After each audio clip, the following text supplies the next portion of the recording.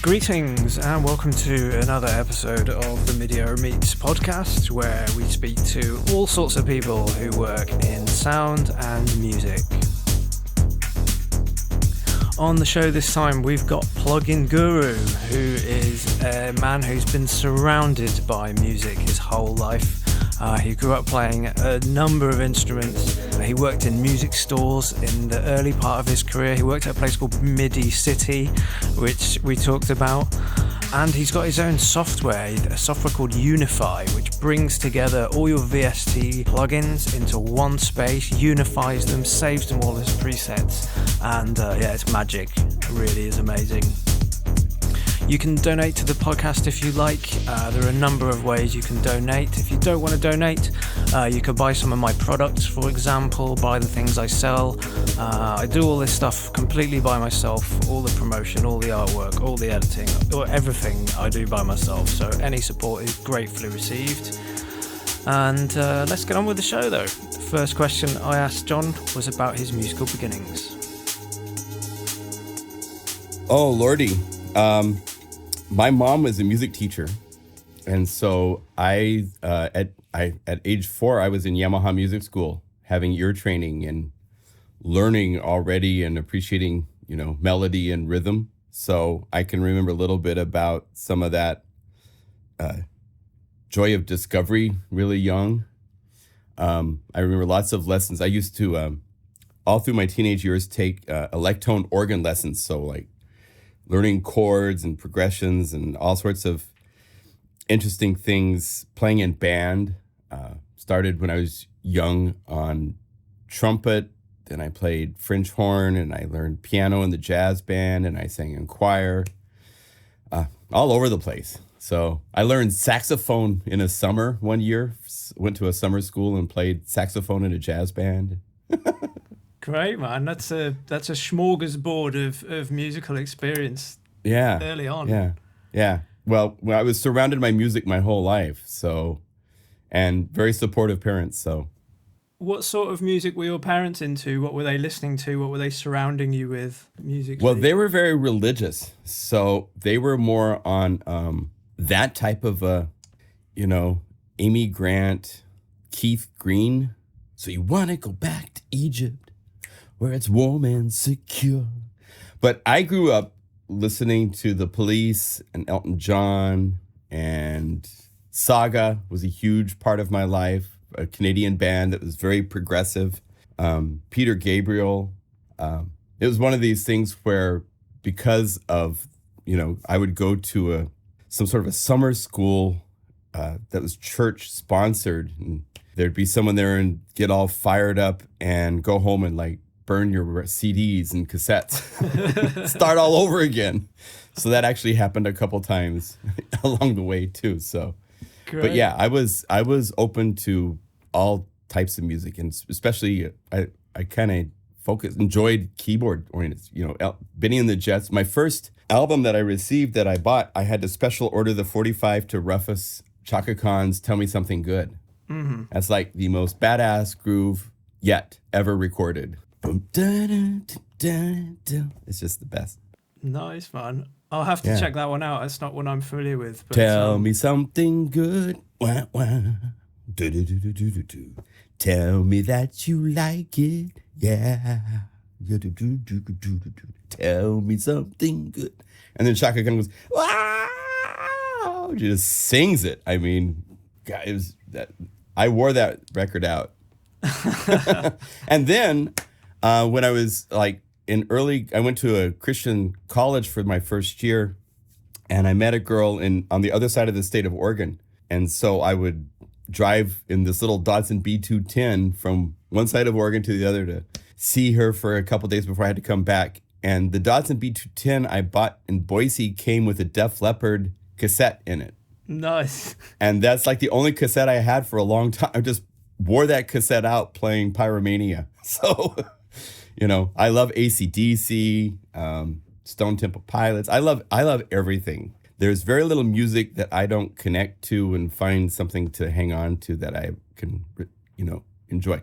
Certain bluegrass styles and stuff are okay, but it's not really my thing. But, as a musician that makes sounds for a living, if you limit yourself, then you're really limiting your vocabulary of sounds. So I would encourage everybody to listen to everything, because the more you listen to, the more it's going to affect what you do if you make sounds for a living. You gotta be open to everything. Definitely, man, definitely. Yeah, I think that is true. Yeah, I think that a broad spectrum is good of many things. You know, it really helps to refine your palette and to leave your ears open to different things. You know, really obscure music as well. Was there any particular instrument that you really felt was your thing, that you could really express yourself and connect to? Oh, piano was first and foremost was piano. I used to, we had a really old upright, great big, one of the really deep ones. And I used to sit for hours with you'd lift up so you could see the hammers, and put it on my head and just play piano for hours and hours and hours. How did you go from like the keyboard, the simple piano, keyboard and organ, to like synthesizers? Where did that step over? A couple things. My parents owned music stores growing up. So I was around all sorts of instruments, and they traded in for a Mini Moog. And so I had a Mini Moog that I brought home and got to play with and program and make sizzling bacon sounds and, you know, play with in that regards. And then the Yamaha DX7 came out, and my mom sent the piano technician, a guy named Leon Garrett, and me to Portland, Oregon, 300 miles away, for the introduction of the DX7. So we went to the Red Lion Inn here in Portland and spent 3 days with Bo Tomlin, and there's a couple other people with him that taught FM programming. So I learned FM programming straight from the source. So to this day, I love FM programming, sound design with FM synthesis. So, or phase modulation synthesis, as I've learned it is termed by some people. So I really cut my teeth with a couple. I've still got my DX7 right over here. Oh, it's got lights on it, but there's a DX7 with E from 1982, still here. Oh, the upgrade. You've got the E card upgrade, yeah? Yeah, Gray Matter. They made this thing called the E that gave you additional banks and all sorts of MIDI capabilities that the DX7 didn't have. You know, separate sound channel for playing and receiving, and you know, you could have the fader do a MIDI CC number and all sorts of fun things. That's awesome. Yeah, there's some great modifications for synths now. There's a German guy called, I think it's called Tubutek or Tubutek, and he does modifications for like the SH101, for the Juno. He does there was a really fat, I modified my Juno with one of his things, and my God, it really expanded that synth to be something really incredible. My assistant, Taylor, he likes to do the modifications to the like Casio and Speak and Spells, where you can put in different knobs in different places in the parameter chain, audio, stuff whatever like it is. This. And stuff like that, right? Yeah. Yep. Yeah. Get stuff to mangle. It was really, really fun. So the story I started as a musician in Ontario with my mom and dad's music store and stuff. And after college, I worked for 3 years in Seattle at a music store. And I sold all sorts of gear, Korg, Kurzweil, Akai, Roland at one point. And then I was hired by Korg and moved to Los Angeles in 1988 to be a product specialist. The M1 had come out, and the guy that came to visit us in Seattle, his name was Ben, was like, dude, I can't go to all the places that need to be, I need someone else on the West Coast to help do these gigs at music stores, make sure that, you know, the M1's hooked up through good speakers and stuff like that. So while I was in Seattle, for my customers, I used to make sounds for the synthesizers and then include them when you bought the synthesizer. So I was programming sounds. I'd made a whole bank for the M1 when it came out to give to my customers. So when I moved to Los Angeles and started doing this product specialist gig, they were asking if I had any sounds. And so I sent this card to Japan, and they were like, this is incredible. Let's just use this for the drum card. And so they sent me the drum card. They put all my patches into that, and I made combinations and then made the drum maps. And from then on, I was full-time voicing. Nice. So man. I didn't go to the music stores anymore. Instead, I made patches for everything. So That's so good. there's some sounds. I had made a library called Super Macho Drums, and it's got this one map of all these really weird, big, weird sounds. We had an M1 come in that its power supply was going out. And I spent like an hour and a half recording all these broken, weird sounds that it was making. It was so fun. And those are these really cool drum sounds in this one library for Super Macho Drums. Nice, like really glitchy and broken. Glitchy, weird, broken. Yeah, I'm really into that. There's a granular kit I did for the Korg Oasis that's used to be a program, what was it, Bias Peak, that would let you like stretch audio, so you could stretch it to be 200% long, and then I'd bring it to 10%, and then back to 200%. And each time you do that, it would break a little bit more in unique ways, you know? Nice. Yeah, so I love stuff like that. So yeah, like that type of stuff. Introducing artifacts into it and I guess additional texture and stuff. Personality. Nice. That's so good, man. I love that you were making custom patches for your customers. It's, it's very rare. Yeah. But I mean, we were doing crazy things. This is when MIDI was just early infancy of MIDI. I mean, when I walked into the Evans Music MIDI City store in Seattle, the owner's son, Keith, was playing a Roland JX3P through a guitar amplifier with a Roland AX1 controller, doing like rock guitar licks. And I was like, oh, hell yeah, I can work here. So it might as well be a flying car to everyone else. Yeah. That's amazing. Yeah. And so for 3 years, I had keys to the store. The MIDI section started out in the middle of the music store, and it became so big that they built a whole back presentation area where we had the Kurzweil K250. We had all of the Korg synths. We had all the Yamaha stuff. We had DX7 2FDs and all that. And when the store closed at 9 o'clock, I would just take different synthesizers and put them around the 512K Mac Plus and use Mark of the Unicorn Performer and write a song. And about 2 or 3 in the morning, record it to cassette tape, take all the gear, put it back onto the walls around me, set it all up, go home, go to bed, come back, start work at 12 o'clock the next day. And I did that for 3 years straight. Wow. I mean, you've got... that's where I cut my teeth, you know? Yeah. What an archive of synth. You basically have access to all the latest synths. That's superb, man. Kawai K1 comes in, so I get to play with it. And their little drum machine comes in, which is really cool. I mean, it was a wonderful time.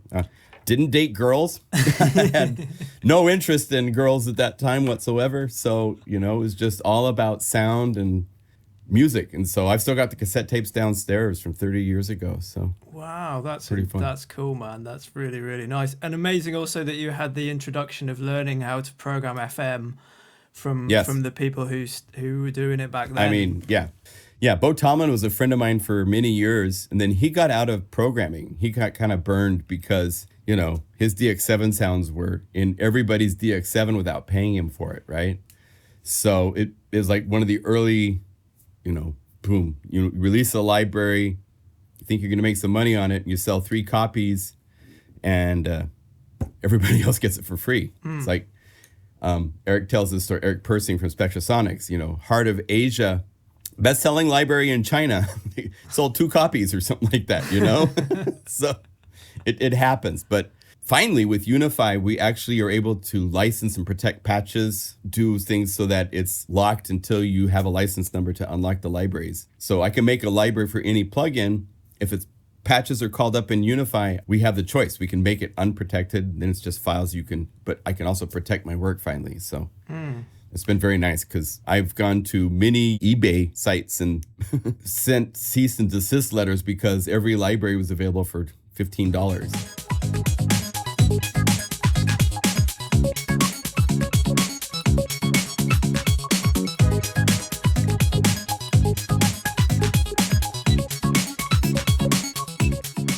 I guess the only positive really is that a lot of the times when things are on torrent websites, they tend to be bundled with viruses and other things. So a lot of people are quite cautious about using that stuff. Yeah. I have a strange philosophy though with with the internet and torrenting, though, because to me, it's kind of the circle of life kind of thing. We all start torrenting everything we possibly can, you know? I mean, at one point, I had illegal software for everything because that's just kind of, at the age, you just grab it all. And then you get a little bit older, maybe you get married, and all of a sudden it's like, I didn't buy this. What am I doing? I can afford this now. And so then you become a legit, like, I just want to own my own stuff, because then you feel better using something you know you earned the right to use.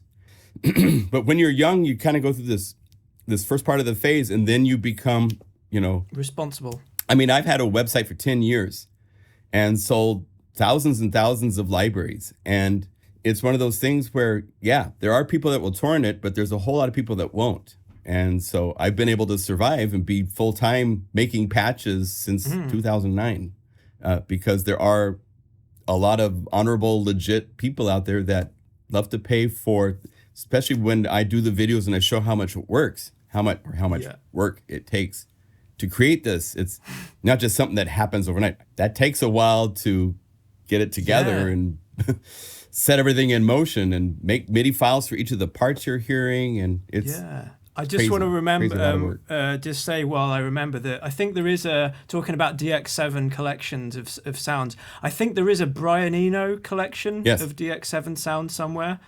With I think it was in a magazine or something, and it shows I don't know if it gives you the patches, but it tells you all of the parameters to set to get these sounds that Brian Eno officially made for a magazine. They're all like really weird, slow attack, evolving sounds. But that's just a weird DX7 patch thing that I seem to remember. Yeah, back in the day, Keyboard Magazine, they used to have a little tiny vinyl pull-out album that would have little demo songs, and then they had usually they would have one patch they'd have somebody play a little audio with that patch in this little album, and then there'd be a page where they had patch of the magazine.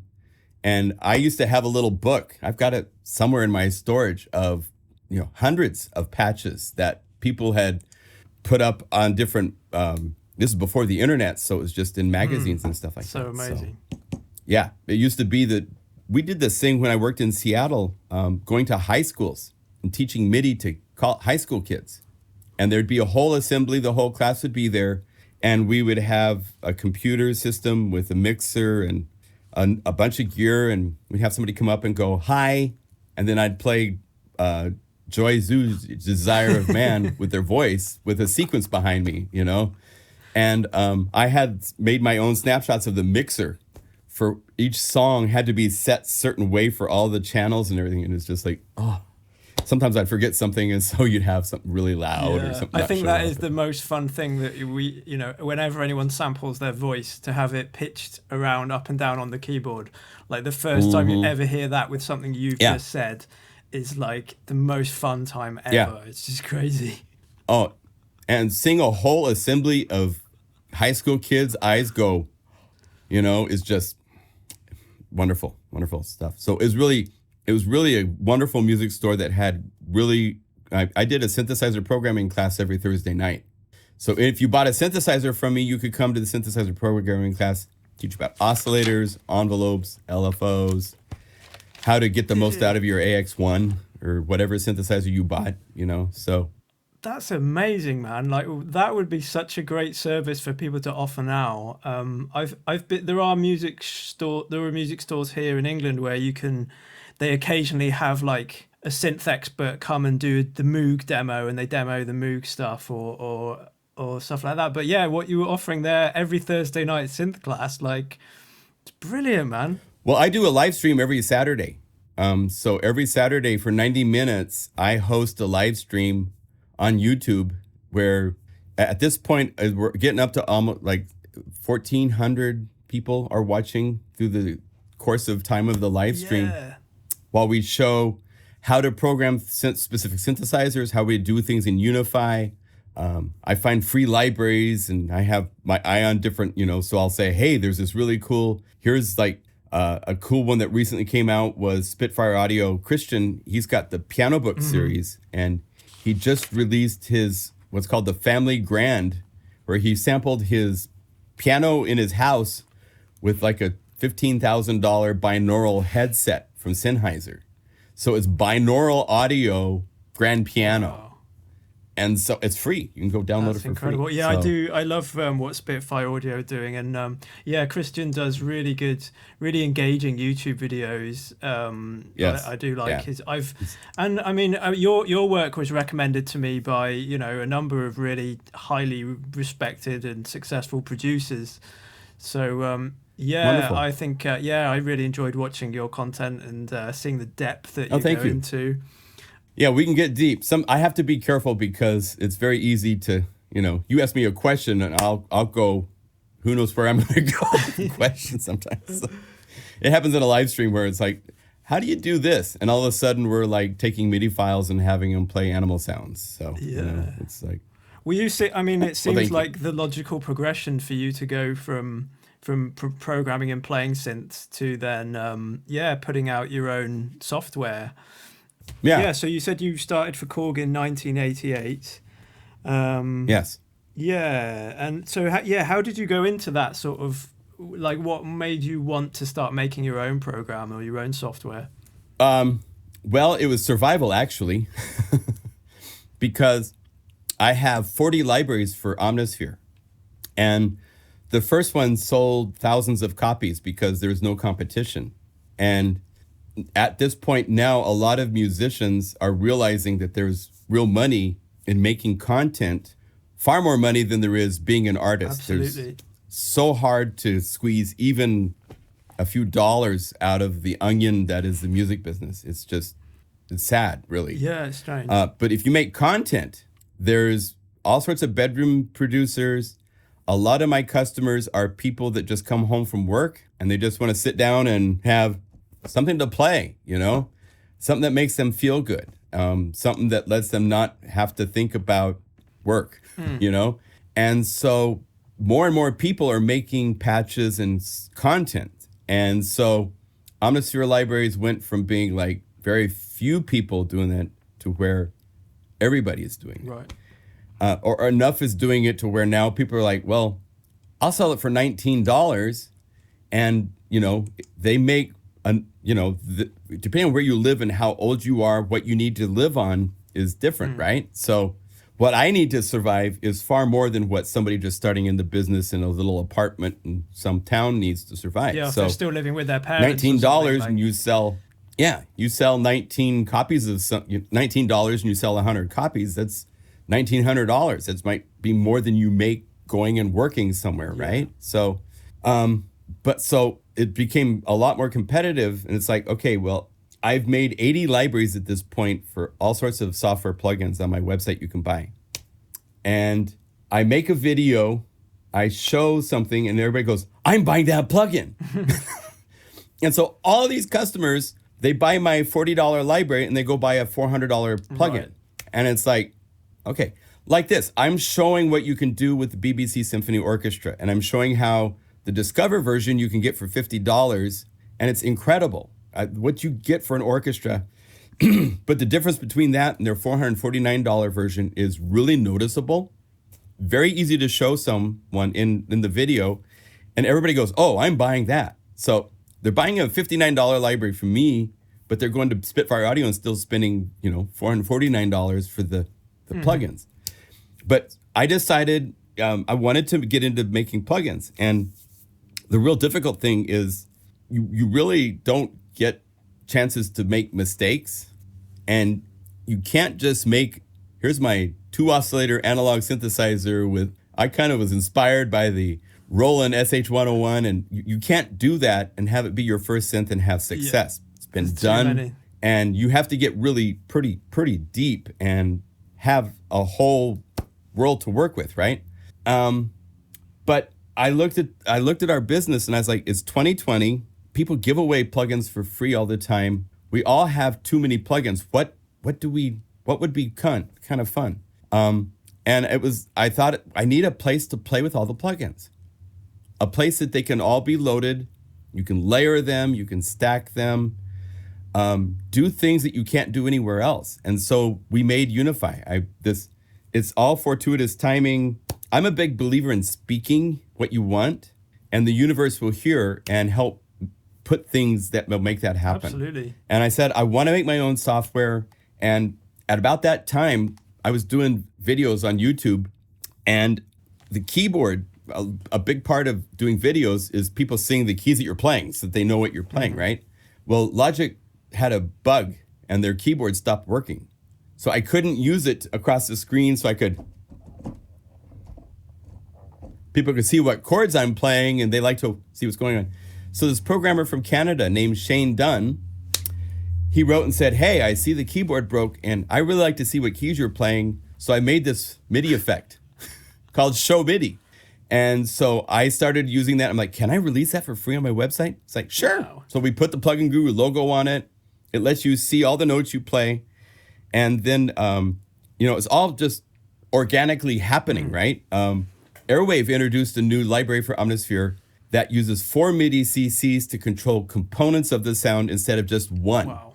So you could change the effects, and another one change the filter, another one change weird effects, distortion or something like that. And most people just have a mod wheel, right? And so Shane was like, hey, I made this thing called ModMate that lets you, if you want, you can assign 4 MIDI CCs and push a little button, and now they're all back on your MIDI, on your mod wheel. And so we released that, and those have been successes. And I started talking to him. I was like, well, I really want to make something that lets you play with all of your plugins. And this is about the time the iOS for iPad had, they developed Audio Unit version 3. And with Audio Unit version 3, when you run say one of the Moog synths or any synth on the iPad, if it has an Audio Unit version 3 plugin, it registers with the system that this plugin is available. Other applications can now use that plugin. And so you can use like a mixer and stack all sorts of different instruments in there. And so we actually designed Unify at first for the iPad. Wow. And it was going to be called Guru Studio. But A, it wasn't powerful enough. And B, we're not fans of giving 30% of our work to Apple for just hosting for us.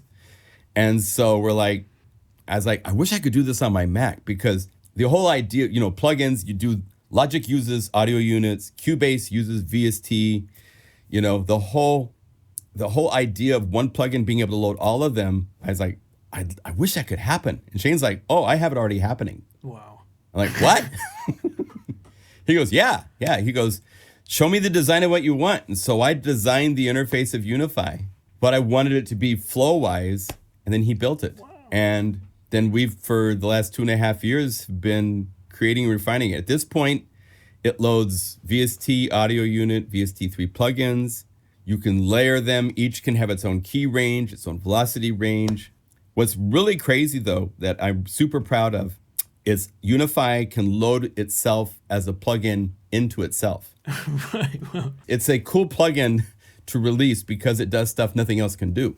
Yeah, and what an amazingly fortuitous meeting of this god of programming called It's the Sean. parting of the Red Sea for it to happen the way it's happened. It's amazing.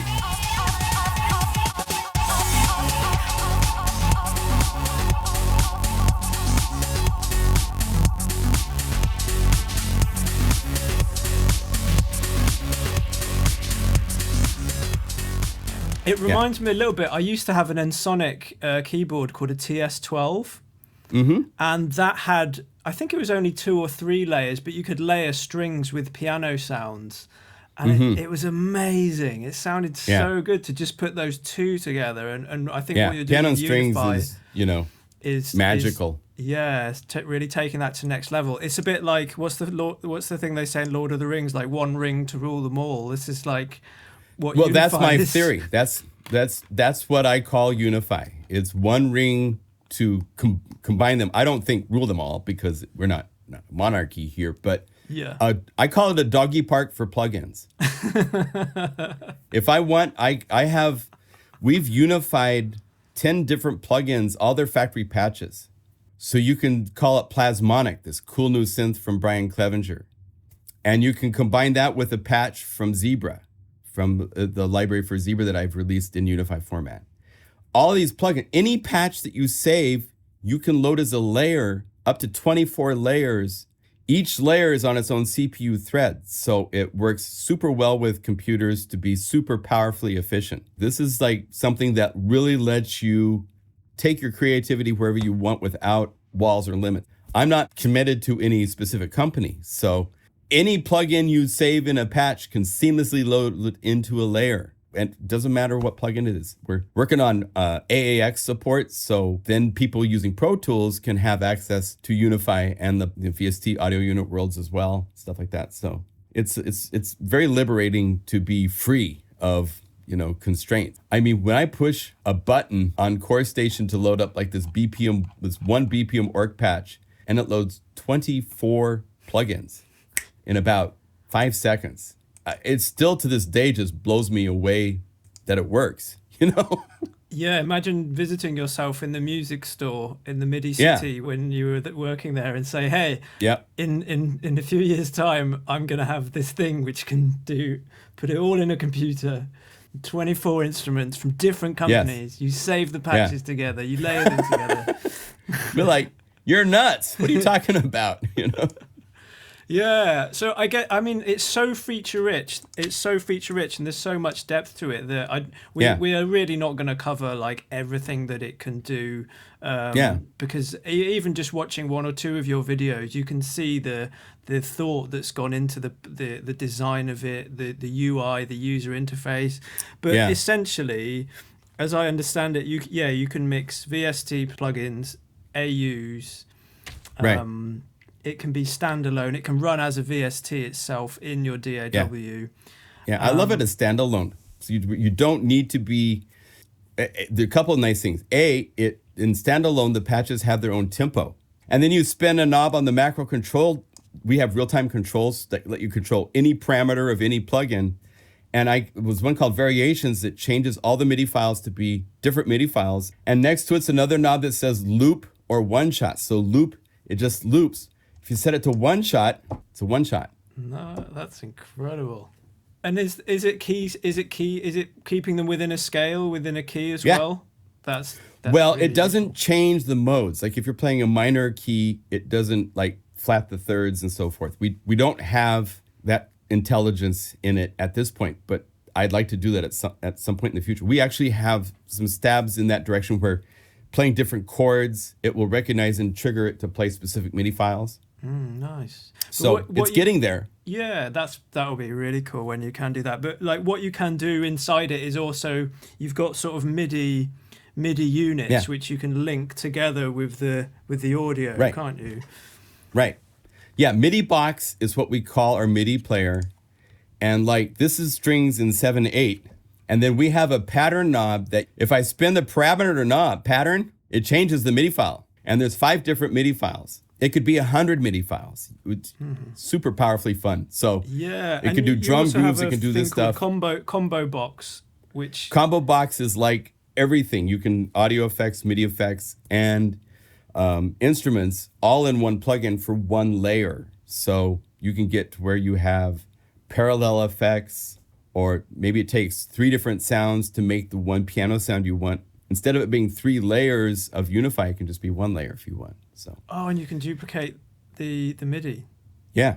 Oh, that's nice. We actually created Combo Box because of Jeff Stradling, who's my partner that I worked with on this Discover Station library for the BBC Symphony Orchestra. He wanted to do these things where each octave on the keyboard would play a whole different set of MIDI files. And as you play different notes, it needs to transpose the MIDI files so that it plays in the right register voicing ways. He's an orchestrator. He's worked on major films and he writes the music for the last 20 plus years for the Golden Globes.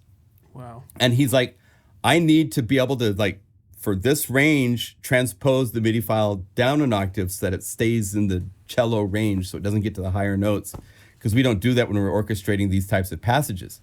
And so we built Combo Box, and you open up a Combo Box in these, and there's like 8 different MIDI files, MIDI filters, we call them, where you can define the range of keyboard and then transpose that part of the keyboard up or down. So doing that required Combo Box just to manipulate MIDI data. Like there's no instruments in these Combo Boxes, but I have other Combo Boxes to make vocoding super easy. You just one channel, you choose what you want to be the sound for the modulator. What sound do you want to be? You could have 3 sounds if you wanted for it to be like a 3 synth vocoder. It's super easy to set up in Combo Box. You can do true stereo. This is using a drum groove to power synths. So it's what's really funny is the vocoder is 25-year-old MDA. They made these free plugins in the early days of VSTs, the MDA series. Yeah. Well, they're public domain now, so that you can, like, we include all of those with Unify. But nice. The whole design of Unify is we built this structure, we build our own sample player, but the rest of the instruments are public domain synths that you can find and download for free off the internet. And I contacted the guys that made DX, OBXD. Yeah, that's a great plugin. I saw one of your videos with that in, and I've just been playing with that last week. It's phenomenal. It's for a free synthesizer, it's wonderful. Yeah. And so those are the instruments inside of Unify that I use to make the factory. There's 500 patches inside of the factory patch voicing that goes all over the place. And it's using these free plugins. It's kind of like these plugins deserve to be kept in the spotlight because they're, it's not a $400, $300, $200 plugin, but it's very flexible and sounds great, especially when you combine it with other things. So. Yeah, and I think it's great what you're doing because there is a bit of like people like to just acquire a new synth, there's a new synth out, buy that one, and really what you're doing is like adding value to what people have already got. Yeah. Like expanding the capabilities of the stuff that you own, and offering things that are for free, VSTs and free synths. I mean, that's really, really great. Got to find value. I think going back to those days of making synth sounds for your customers, you developed a really good level of customer service and customer satisfaction and therefore customer loyalty.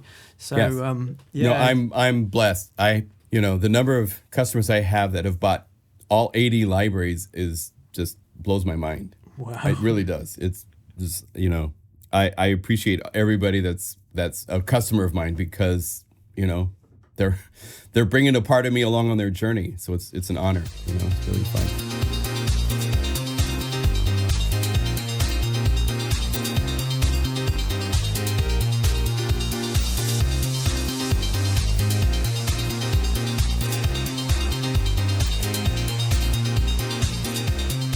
Definitely. Well, you make great stuff. I can see why they do.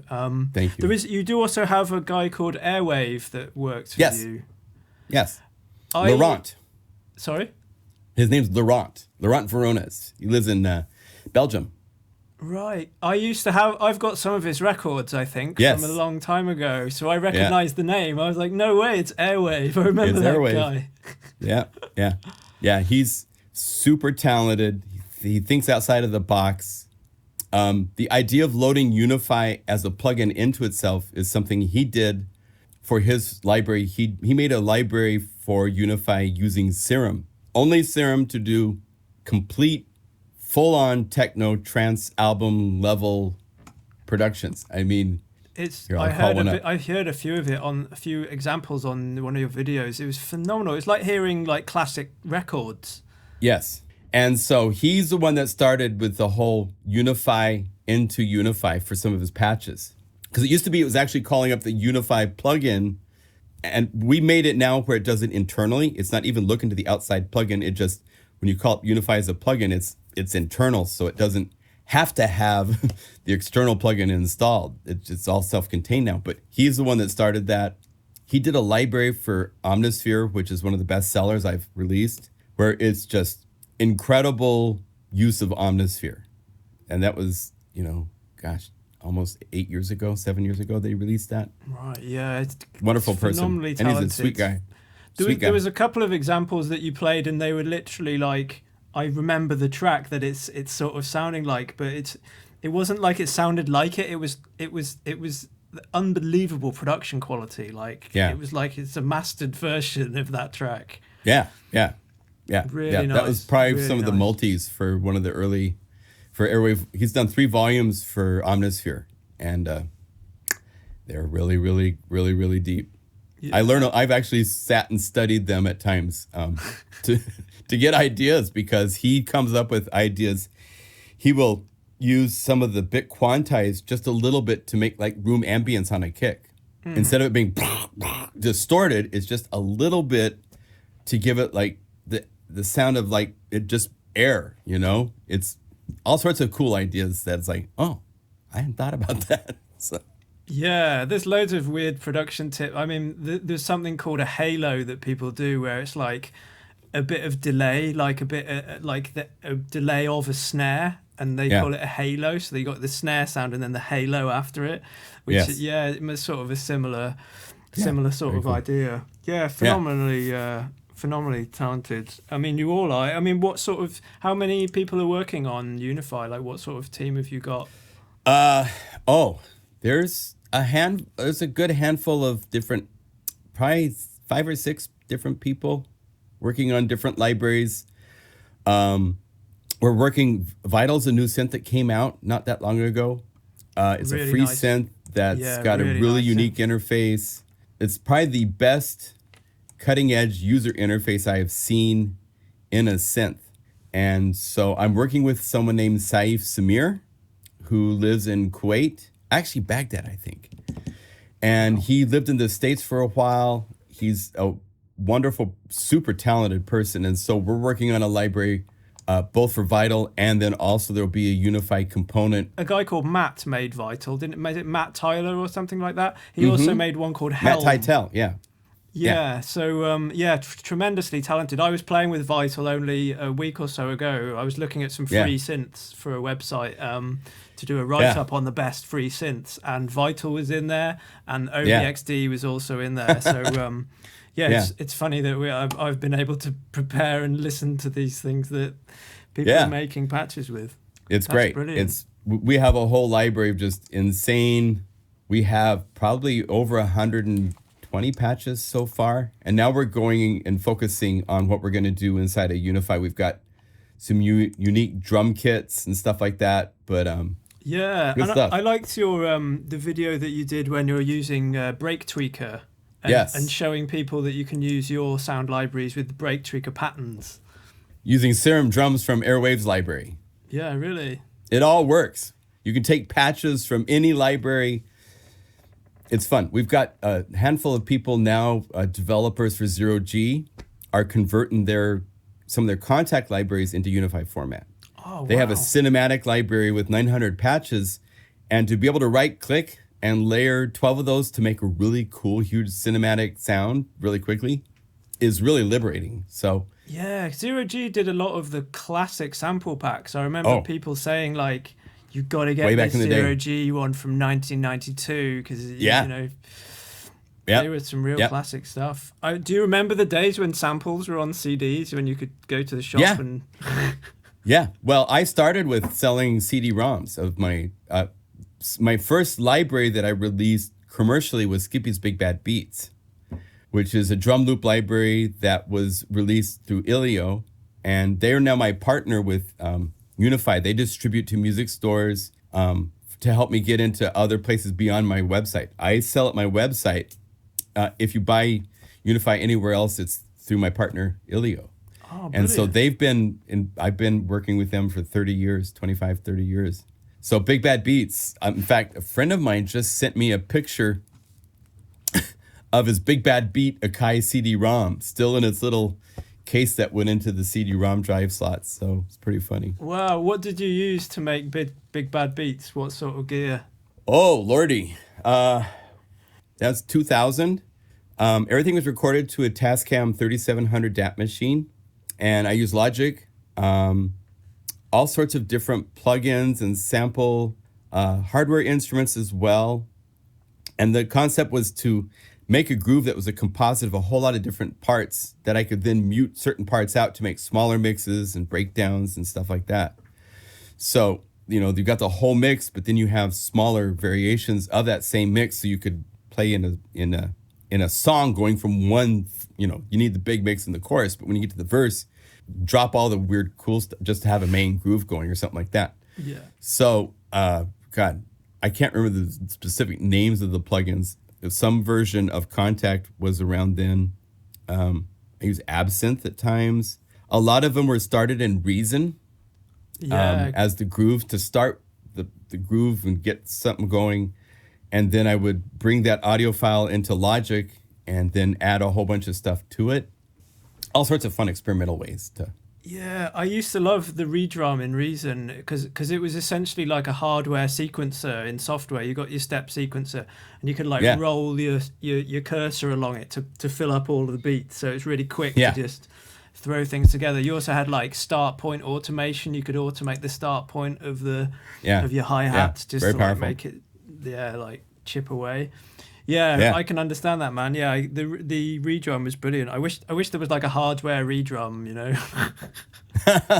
I've sort of got it actually. I've got a Korg ER1. I've got the early Korg ER1, which is okay. The Electribes. Yeah, the Electribe. Yeah, the red one. That was like the first piece of gear I ever got, and I use it to this day as like a sequencer. I even did a funny video where I used it, made it sequence a synth. Because you can set the output MIDI notes to be whatever you want. So I put it to a scale and turned it into like a synth sequencer.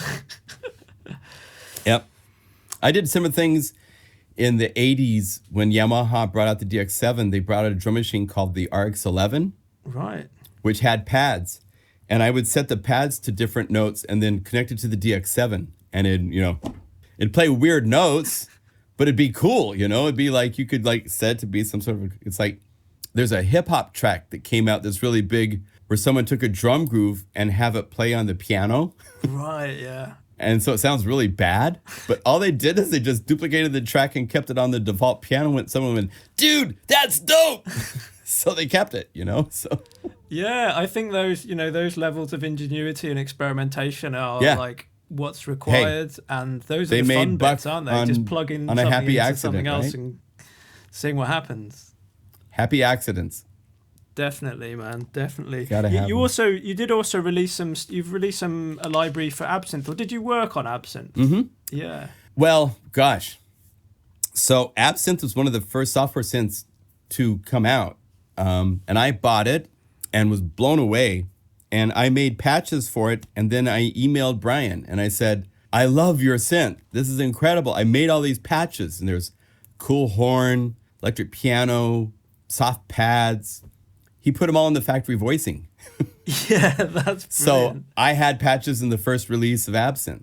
And then they did for around Absynth 3, they did a volume of patches. And Native Instruments actually hired me to make patches for that library. Nice, man. So I worked on a library for Absynth for Native Instruments at the time. And then I've been friends with Brian and interviewed him through the years. And I was happy to do the introduction video for Plasmonic for him because I have the video channel that can get the word out and so forth. And so, no, he's a wonderful person. I've never met him in person yet. You know, like 25, 30 years of friendship, and we've never met in person. So someday it will happen. Someday we will definitely get together. Yeah.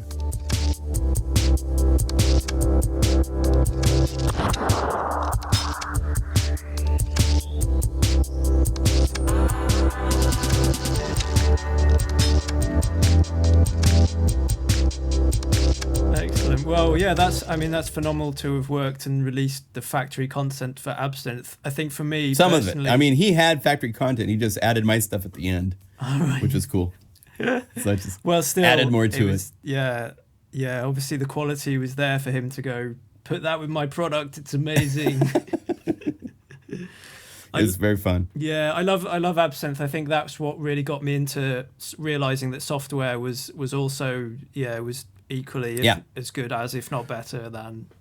Yeah. Well, what's fun, Brian really does for both Plasmonic and Absynth. It was not trying to be a copy of another synth. It was trying to be an original voice that had an original spirit to it, and it really comes across. And you know, Plasmonic is incredible in the physical modeling meets analog synthesis kind of.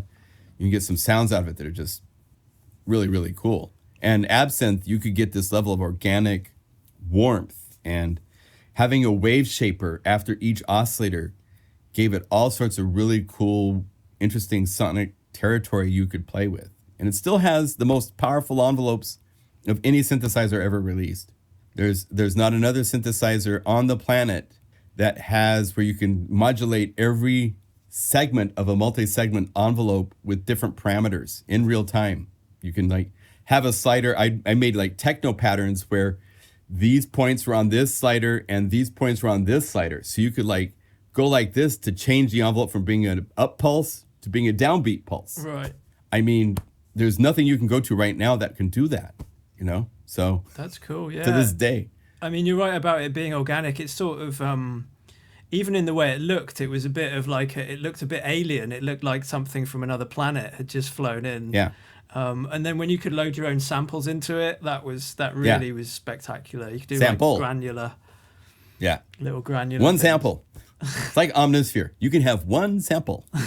What will you do with your one sample? John, have you had any like mentors throughout your life or your career? Has there been anyone that's like you've looked up to along the way? Oh, a lot of people I've looked up to. Personal involvement. Well, a mentor and a close friend is Jack Hotop, who I've worked with on making probably 20 Korg synthesizers. He's been there before me. He started with the DW8000. He's a dear brother, and I've always looked up to him. We're like brothers. My dad, of course. He at 80 is installing sound systems in court buildings and government buildings. And he was instrumental in the court systems are going to audio hard disk recording. Mm-hmm. So they don't have somebody typing away. They actually record the audio. And so he worked with a company. I mean, he used to work at my mom's and dad's music store. They had it together. It went out of business like 15, 25 years ago. I don't know exactly how long ago, but he transferred over into this support and has remodeled, upgraded court buildings throughout the whole Western United States. And he just finished a job doing the sound for the Idaho State building where there's 100 senators or whatever they are talking, and they each have a microphone. And they don't hear themselves from their microphone, but everybody else hears their microphone all the way around in the round. I mean... That's incredible. Yeah, I have a lot of respect for what he's doing at 80 to still be doing what he loves to do is pretty cool. Yeah, so. That's no mean feat. Maybe the BBC Symphony Orchestra might be next for him by the sounds of it. Yeah, they can fly him to London. He'd fit right in. That's fantastic, man. That's fantastic. Yeah, and you've also, I mean, your website lists, the people that you've worked with. There's a huge list of, a really impressive list of synths and things you've done sounds for, which is incredible. Really incredible. Yeah. It also says you've worked with composers like Hans Zimmer. Mm-hmm. Tracks with Mariah Carey, Fleetwood Mac, Madonna, Whitney Houston. Yeah. Back in the day. What do you look back on with most pride, or what gave you the biggest amount of joy when you think about what you've done? Oh, there's so many. One of my favorites was the first time I heard one of my Big Bad Beat drum loops on a Crystal Method track. Oh yeah, I love Crystal Method. Yeah, and I was at a Tower Music listening to a CD for their Tweekend album, which is just a really cool, one of my favorites of theirs. And it came to this one song. It's like, I'm like, that's my drum loop. Wow. And then they built a whole song around it. And I was like, okay, I'm happy I did that now. So there's a lot of moments like that. It's fun. I've worked on Mariah Carey's Christmas album, which is one of the biggest selling Christmas albums. My bells and little string pads are on her album, Wow. So all sorts of things. So it's at this point, I've made so many sounds that are in so many places. I don't really keep track of them. And I'm not one that does that. I'm just happy I get to do what I do and make a living and keep paying my bills and move on to the next day and find new things to support. And it's fun to be inspiration that people feed off from. I made this library for Discover Station, and now there's composers all over the world that are calling up these things and finding their way to work with that totally different than I would, and that's that's the coolest feeling on the planet. Yeah, I think that be is a part of that spark for other people is and really do you know empowering. Andrew Huang, the YouTuber? Sure. So he does a thing called 4 Producers 1 Sample, and it's like 4 people who take this like 2-second sample and they go off on each of their journeys with it. And I really love that idea of like when we do create content for music, that you know that it's going off to like the Philippines and somebody's doing something with it there, and it's going off to like Uruguay and someone there is buying it and putting it in there. Totally different. Yeah. When we did the Wave Station back in the day, this is before the internet really took off. We were each sent a Wave Station, and we had about 4 months to make patches. And then we met in San Jose, and we each brought what we had made with the Wave Station. And Jack Hotop came from New York. Michael Geisel came from Germany. Michele Picciulli came from Italy. I came from the West Coast. Steve McNally came from Canada. Ben Dowling came from Los Angeles. And each person had approached this synthesizer totally differently and had a whole different vocabulary of sounds coming from it. And then it was our job for the next 4 months to stay in San Jose and put that together and turn it into the voicing of the Wave Station. Wow. And make it become a homogeneous. That's how we used to make synthesizers back in the day, is we would each work on the, when we work on the T series or the Triton or the O1W, we would all sit in our studios making sounds, and then we would fly to Japan. And we would sit in a room, and we'd put all the strings together, and we would each vote for our favorites and then tally them up, and you could stand and argue if you thought your string program should be in there if it wasn't selected. My FM bass needs to go in. Yeah. It must go in. Yeah. I think this sound should be in here. This is a sound that's really taking off on this really new garage style of music, or something like that. And they'll be like, oh, I hate that. I want this guitar, But that's what made our products for Korg so good, is that the voicing was done in a community together, but we started separate, where we got to bring out our own personal thing and then bring it together. Now we still do that to a certain point, because we each but no longer do we get to go to Japan.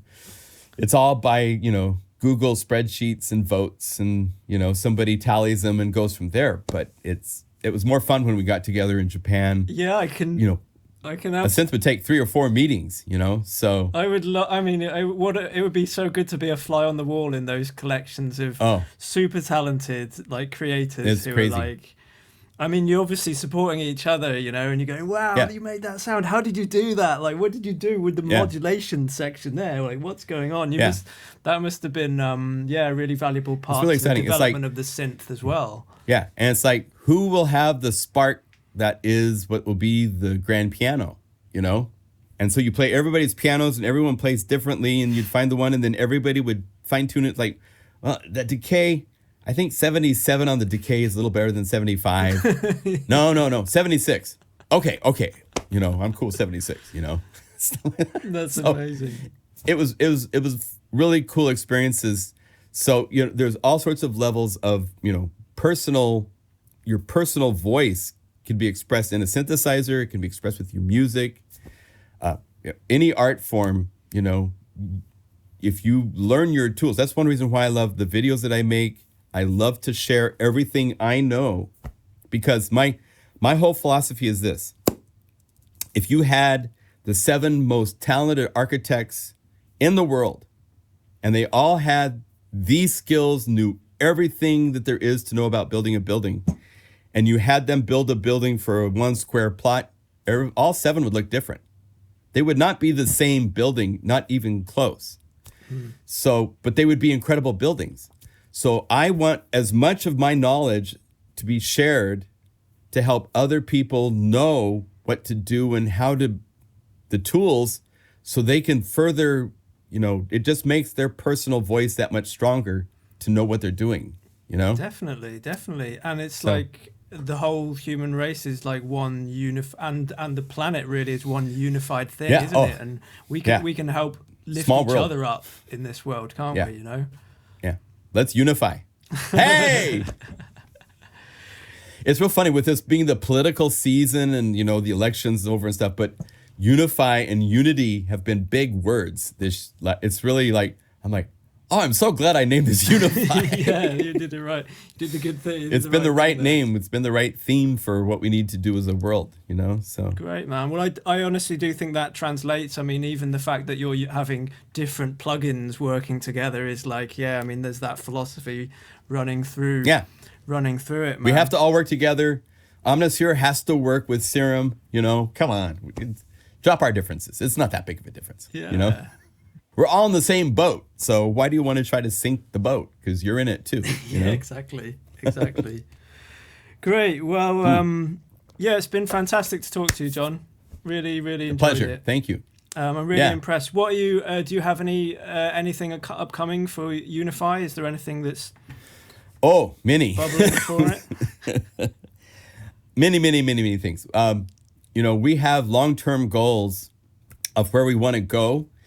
It's kind of like we're building our own. It's kind of a weird. Usually, companies don't do this. They release software. It's fully thought out.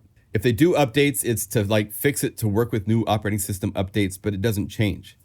And with Unify, it's all about change. It's all about what can we do next. The first year has been really building the tools that we needed so I could make the libraries I want to make. And we're kind of almost to our goal. There's still real-time modulation is something that I want to have in Unify. And I have a vision of what it's going to be, and it's going to be insane because I'm looking at modulation as in I'm going to control with one, say, LFO, parameters in 6 different synthesizers simultaneously. I'm not looking at the little inside of a synthesizer modulation. I want something that is on a grander scale. And so to have that's coming in the coming year for Unify. Amazing. We've got all sorts of expansion options, audio outputs, so that especially like for film people, they need to have the strings be to one set of outputs and the brass broken out to different outputs. So we have that coming. There's my second, earlier I released Big Bad Beats for Unify. The second drum loop library that I did, which I personally actually like a little bit more, called Noisebox, will be coming out for Unify pretty soon. Excellent. And then there's Vital library, there's a Chill library, a standard programmer that's part of my team named Tim Dale. He has quite a few libraries. His first Unify library is coming pretty soon. All sorts of, never ends. So fantastic. Once we get through this pandemic, I'm planning on traveling a lot and building libraries in Iceland, in Europe, spending months in different places, and I'm a photographer too. Yeah. So I love to do things I have a drone. I have, I'm using a really nice camera for even my live stream. It's my Sony digital SLR. So I love the image quality and really cool places to go, and then let those photos. I did this for a library called Del Norte, where I spent time in the redwoods and flew my drone and took pictures and then made the sounds for Del Norte, which is a EDM library with and I go home at night and program on my Virus these really cool pads and record them. Wow. So, I want to do more of those types of projects. I went to Costa Rica and recorded ambiances everywhere I went. Then I came back here and fed the ambiances into my modular synth and used them as convolution sources for pads and made a library called Signs of Life, where all the sounds have environmental sounds in the sound. So it's this really cool violin pad, but there's this cool sound of rain in the pad, which is coming from rainstorms in Costa Rica that I recorded. Wow, that sounds incredible. I want to do more of that kind of cool stuff in the future, Excellent. Just much as I can, travel, see stuff. So much good stuff Make happening sounds. there, man. And yeah, definitely. I did check out your photography as well very quickly. I like to take photos, but man, you seriously have an amazing talent for it. Thank you. Yeah, it's fun. Beautiful pictures. The same side of your brain that you make sounds is photography. It's the composition rules for music are very similar to making sounds, and strong subject, not too busy and cluttered, cool production, good light. You got to have light in a photo.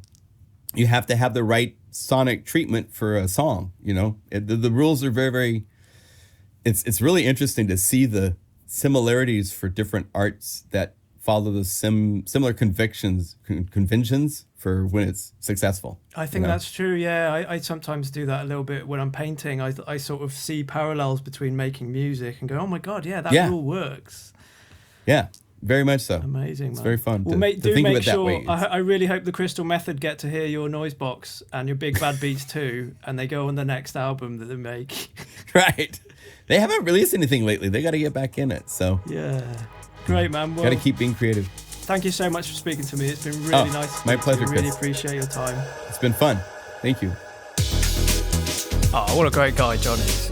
Had so much, there's so many connections between the two of us, the way that his sort of career path has been. I love that he worked in that MIDI city. That was just amazing. And also that, he gave away the synth presets that he was making. That's such a forward-thinking idea for the time. And he's just a great guy. He resonates so much positivity, brings so much to the music community. Check out his streams and check out Unify. It's absolutely amazing. Okay, on the show next time we're talking to Dave Spears, the man behind one of the first ever MIDI controllers, the man behind GeForce software, and lots of other really interesting things. Please donate if you can. It'd be very much appreciated. Thank you very much for listening. I do love getting messages from people that like listening to this. Look after yourselves, and I'll see you again soon.